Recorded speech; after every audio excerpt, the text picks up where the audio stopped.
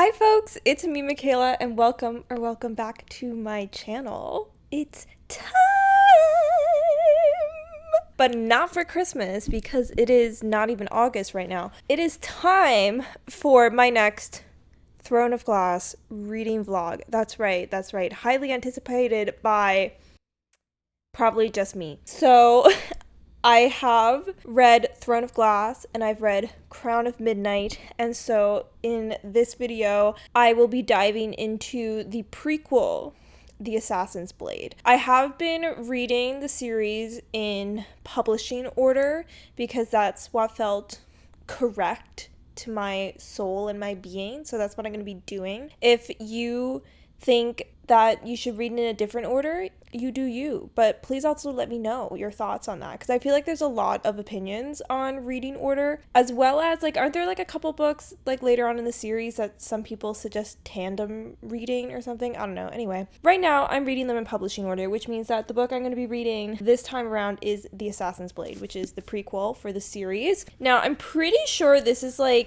series of short stories that were then compiled into the prequel novel. So what I might do is a little check-in for each of the short stories. There's 5 of them, I think. So you'll see me 5 times in this little video to talk about each of the short story things, parts, each part of the prequel to see my thoughts. So I believe this is going to be providing us the backstory of Celaena and her assassin career, I'm assuming. So let's just dive into it and see what my thoughts end up being, shall we? Let's go!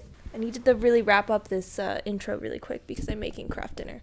Okay, so I've finished reading the first story novella. It says the Throne of Glass novellas, but I'm pretty sure the next one I have to read is only 30 pages, which does not feel long enough to be a novella, and this one was 75. They feel more short story to me than novella, but whatever. Anyway, I've read the first one, which is The Assassin and the Pirate Lord, and it was fun.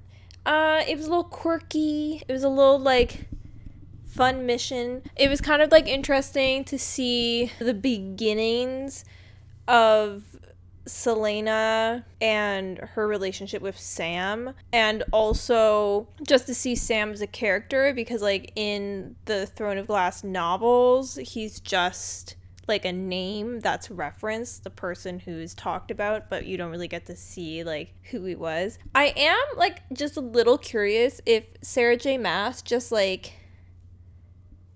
ran out of ideas when it came to names, because when you think about some of the other main characters, okay, in the Throne of Glass series, obviously you have Celaena, okay, you have Kale, Dorian.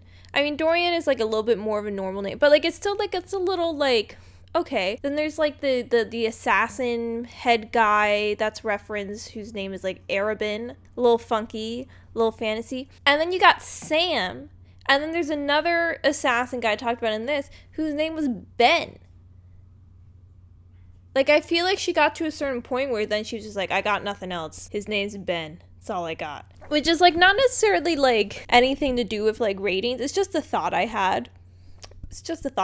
I did think it was a little cheesy, but also I think that's kind of the idea it was going for, was to have a bit of cheese. And I'm not mad about a bit of cheese, I'm not lactose intolerant. I like cheese, so I was kind of here for it. And especially given the context of what this was, which is this novella short story kind of thing, it feels fun bonus stories and not necessarily actual anything to do with the series, because this is all prequel stuff. So this is kind of this idea of oh, the beginnings of Celaena, and Celaena when she was the assassin pre Throne of Glass, and all of that is fun. I will say with this pirate lord, whose name was Rolf, okay, also more creative than Sam and Ben. That was a fine, interesting kind of villain character. I will say his whole thing is that it's rumored he sold his soul to get this tattoo on his hands that's a map of the world that shows him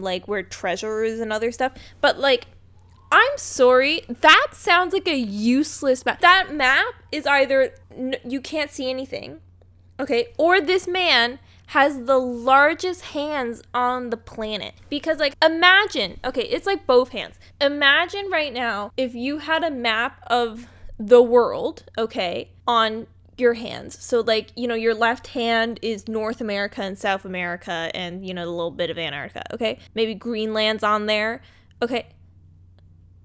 I'm sorry, but that is not helping me much. If I had a map like that, like, I'd be like, great, I can see almost, that's the world. I can see the continents. And we're supposed to believe this man sold his soul for that? Like, that doesn't seem useful. Like, if you're gonna get a magic map, I don't, like, get it on your thigh. At least then it's big enough that you can see it better. You can also hide it away so other people can't see your magic map. So, like, can't possibly support that behavior by that guy, because, like, if he did sell his soul for that, like, whew, buddy, bad deal for you. I don't think that was a good idea, but good luck with that. I think, like, it also kind of, like, showed a bit of this, like, Selena has morals and she's always had morals thing, and, like, you know, like, that is what it is. It's fine, it's great. It's like, oh wow, look, she kills all these people, but, you know, she's nice. She only kills the people that are mean. She kills mean people. And, you know, like, it is what it is. It's a YA fantasy novel. Like, you want to make your main character seem justified and morally good and all that because we're supposed to be rooting for her, so, like, that makes sense. I can get that. The other thing is that, like, this also still falls into a lot of, like, telling and not showing of Selena's skills, and this is, like, one of the things that really irked me in the first book, is that it's kind of just said that, like, she's the best, she's amazing, and she did this thing and it was a mistake, what a rookie move, can't believe she did that. And it's like, just like, she's just known as the best assassin, and it's like, oh, and this was, I feel like it's not like shown to us enough, her skill. It literally just says all the time, it's like, and she's the best in the world. And I think it'd be better if you actually, like, did a better job of just showing her skill. And it's not even that they don't show her skill, because there's, like, fight scenes where, like, it's explained what she's doing and how it's, like, impressive, but it feels less impressive and it feels less like showing the proof of her abilities, because there's been so much of, like, she's the best in the world before that, and therefore I find it annoying. I don't know. I'm probably overthinking this a lot. So I think those are, like, my main thoughts so far. I say, like, this book, I can see, like, the prequel overall. Obviously, like, there's still, like, 4 more of these, like, stories for me to read, but if, like, this first one is kind of, like, the general vibe for all of them, I can see this kind of being, like, a 3-star. You know, like, it was fun. You don't gain too much in addition. I don't think it's, like, it doesn't really feel like necessary reading, but, like, I'm having a fun time with it. There's nothing, like, wrong with it, but I'm not like, oh my god, it's amazing, I love 5 stars. You know, it's like, it's not gonna be that.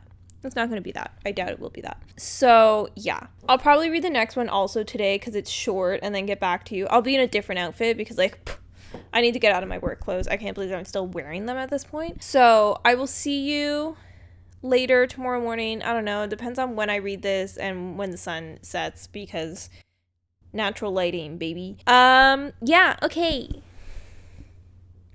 There we go. Thoughts, feelings, done. Hello. Yes.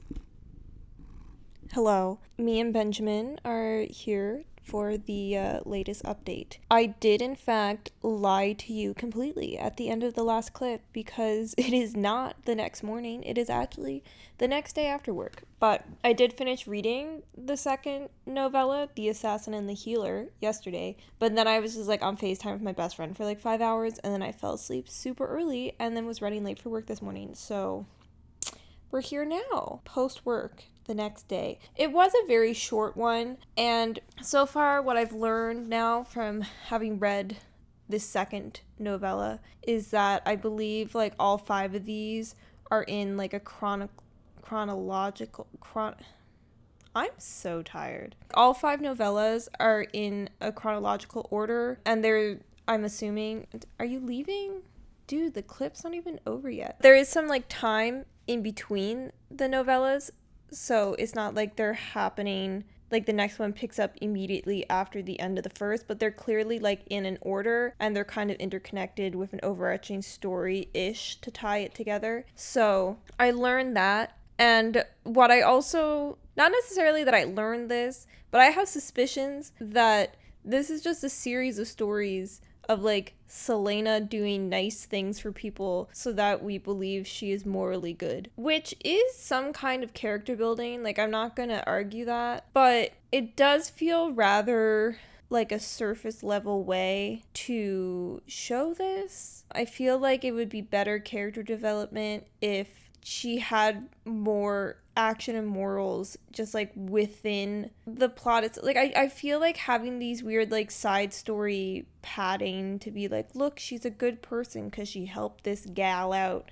of the goodness of her heart kind of thing. It just feels a little slap a band-aid on it instead of actually like digging deeper into it. Also because even though this is providing backstory for Selena the assassin, it's not really providing backstory for Selena the person. So we don't know why she's doing these things. It's like she's this assassin who kills people, but then in these novellas she's helping people, but like we're not actually given any reasoning for like what her motivations are for like why she's actually doing these things. Like why is she being a good person when she's an assassin? That's not really clear to me. I don't know, maybe the other novellas will make that clear. The next one is a little chunkier. It's like 100 pages, I think, which is The Assassin in the Desert. Not the dessert. That's what I wish I was having right now. But the desert. Sand. Heat. Yes. So we'll pick up these little stories there. I'll let you know my thoughts after I read the next one. But yeah, I'm not sure what I'm thinking of these so far. Other than it's feeling very similar to like when I'm reading the Pretty Little Liars books, where I just like I read it and I'm like, yeah, I read that, it happened. Like I'm feeling very like indifferent about it. Okay. Can't believe my partner in crime left me. But I set up this stupid little shot.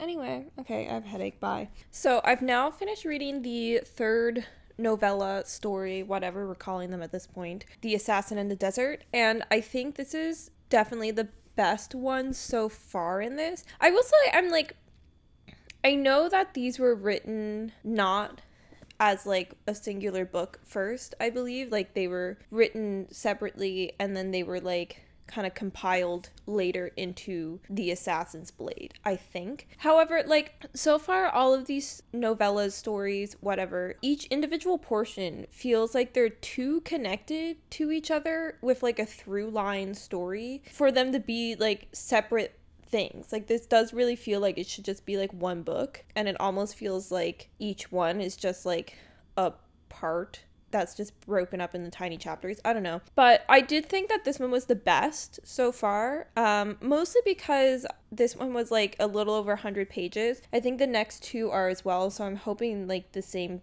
thing will apply to them, but it felt like this was the first one that was actually like long enough to feel like it was developing something of a story and not just being like a snippet kind of scene, because it was taking over a longer period of time. We got to see more parts of a world instead of just like one singular setting, and you also got to see like Selena build a relationship that was like over a time period, and you got to see like the growth and the shortcomings and all of that. This felt like something where then when Selena was like making decisions later on in like stressful moments, that it actually like felt like you could understand where she was coming from, because we were able like to spend the time developing the scenario and developing what would be hurdles for her to get over. So yeah, I think this was the best one yet. I will say like it did take me a tad to kind of get into this one. It felt a little boring at first. Also, there's like a point where like we're just dropping the fact that there's sand that literally sings when you're stepping on it, and if it's not in harmony then it becomes quicksand and you die. Like I feel like we brushed over that as a sudden fact of this world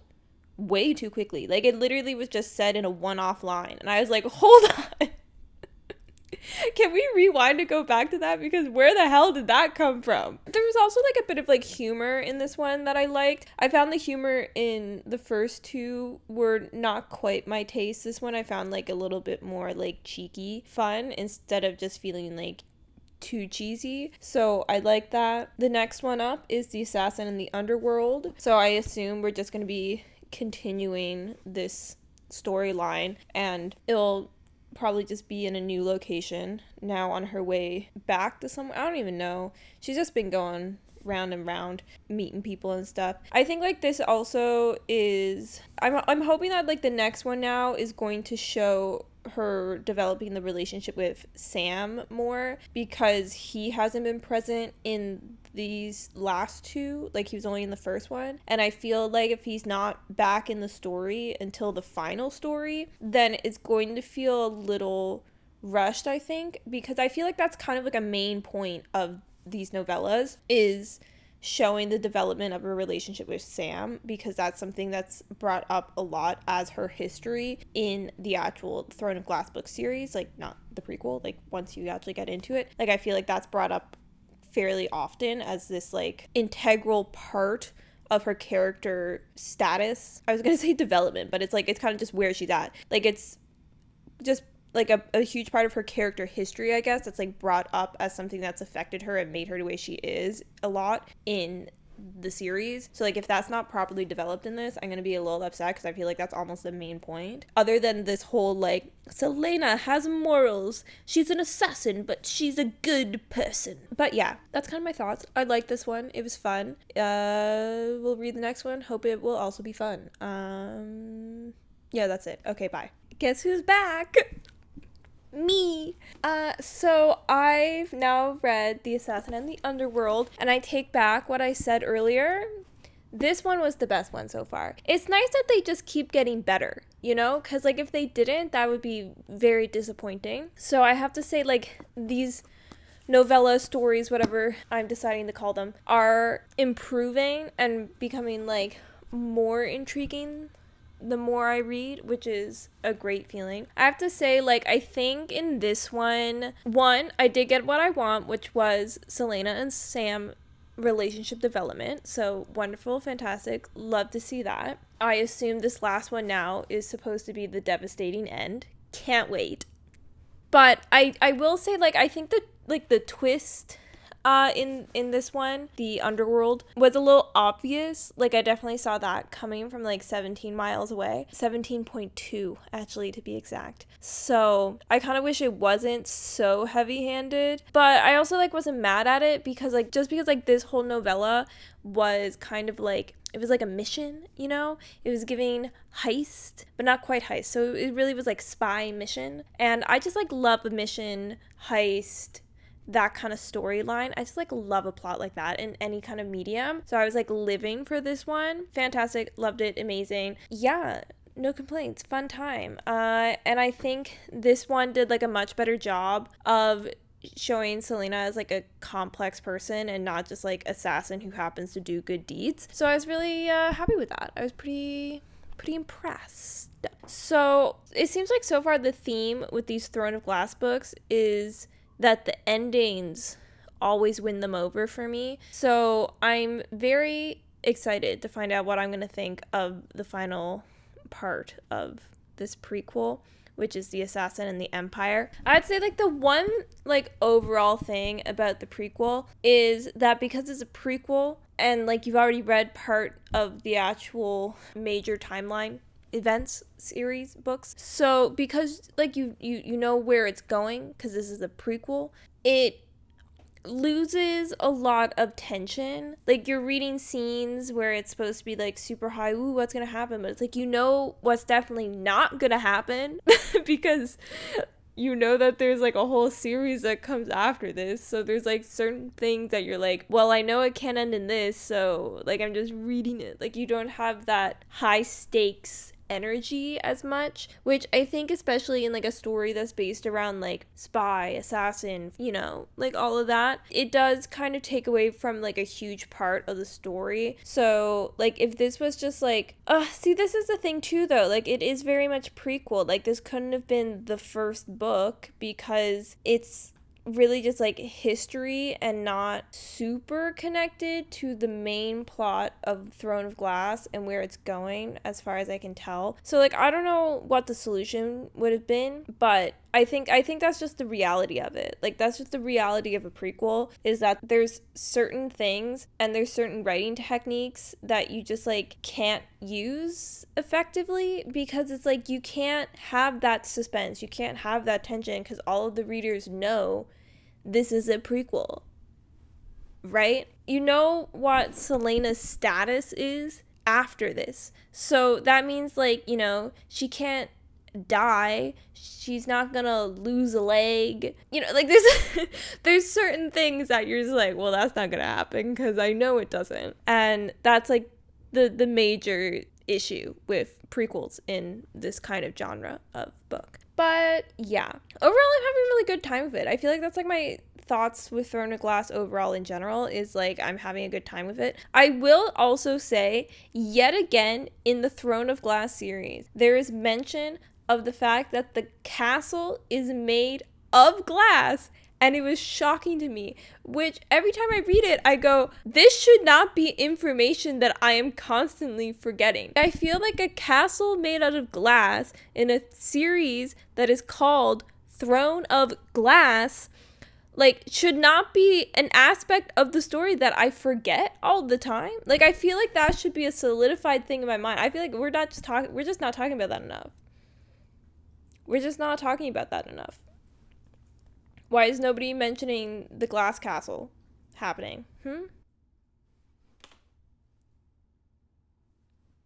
Would love to know. Okay, I'm gonna finish this book and then I'll get back to you with my final thoughts and feelings. The grand finale. Here we are. We made it. I have now read the entirety of The Assassin's Blade because I just finished, well, not just, I finished it last night, The Assassin and the Empire. So I still think my favorite of the bunch was The Assassin and the Underworld. I thought like this final one was quite good, and like I was saying before, because of the prequel, you kind of lose the tension and the suspense because you know where this is leading. However, I did think that like this final novella, The Assassin and the Empire, I do think that this one played really well with the sense of dread of knowing this was what happened right before the beginning of Throne of Glass, the first book in the series. So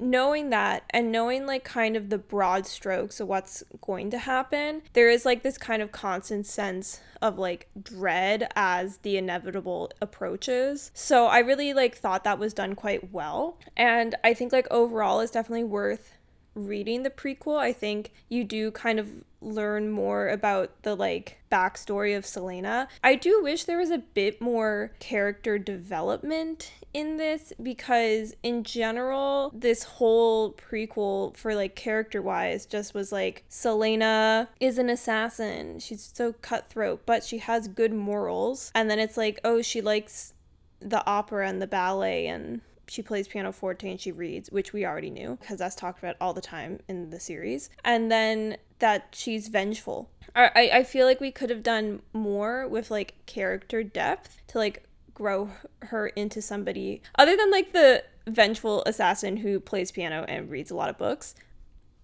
You know, I think we could have like played more into the fact that she really is a young girl. Like she's 16, 17 years old in this. And I think we could have played into more of like the juxtaposition of her age and like those feelings and her immaturity in that way with her profession and her training. I think like we could have done more of that, and I kind of wish we had. But overall, it was like a fun read. I'd say like it's definitely worth reading. I haven't read the rest of the series, but so I can't really say too much, but I think reading this after the second book is correct, because otherwise there's slight, it's not really a spoiler, but it's like a suggestion. And after reading the second book, you know what that is suggesting. And obviously, like, I've read the second book, so I don't know what I would think if I hadn't read the second book yet when I was reading this. But, like, it's possible that if you read this before reading the second book, that you might understand where one element of this is going because of the suggestion made in the prequel. If that makes any sense. It probably doesn't. But I think like this was like a good place in the series to read it. I think because like you read the first 2 books, and at the end of the second book, it feels like the true story of the series kind of like solidifies and is like set up. So then to go back and read the history that led you there for our main character feels timely, felt correct. So I think like I'm going to give this a 3.5 star because it was like really fun. Overall, I had like a good time with it, but like nothing in here really like wowed me and I wasn't obsessed. So one more Throne of Glass book ticked off, buddy. This has been like really fun. I really have been enjoying like vlogging my Throne of Glass reading experience book by book. It means I can like really yap a lot about each one as I read it. So I hope you're also enjoying these. If you do like the video, make sure to give it a like, give it a little thumbs up. And if you happen to like me, consider subscribing. I'd be happy to have you. I'd love to know your thoughts on the Assassin's Blade if you have read it. What did you think of the multiple novella styles becoming the novel? What did you think of the character growth? What did you think of the stories? All of that. And I hope you're having a wonderful day today, and I'll see you in the next one. Bye-bye.